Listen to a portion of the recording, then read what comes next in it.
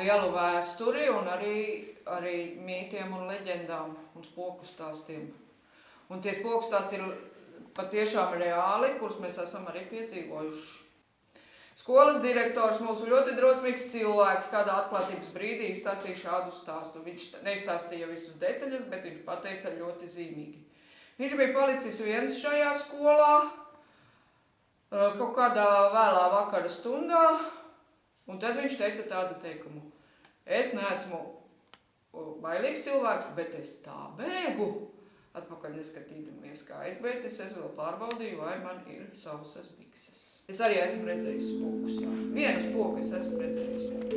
Pa Valmieras ģimnāzijas otrā stāva gaiteni staigājot spokas. Runā, ka spokojoties sieviete baltās drēbēs. Tā esot medmāsa, kas kara laikā te kopusi ievainotos.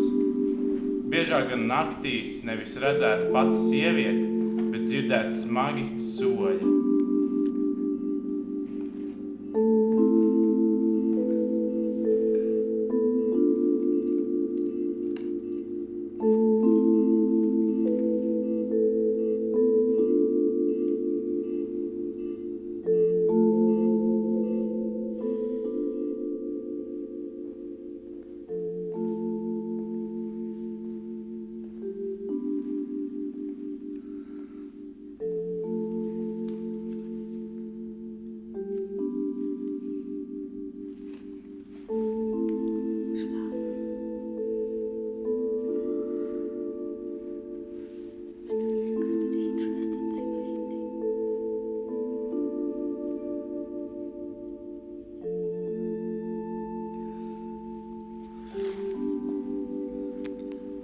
Mans geogrāfijas kabinets atrodas šajā noslēpumainajā skolas stūrī, par kuru senās leģendas stāsta, ka tur dzīvo medmāsiņa.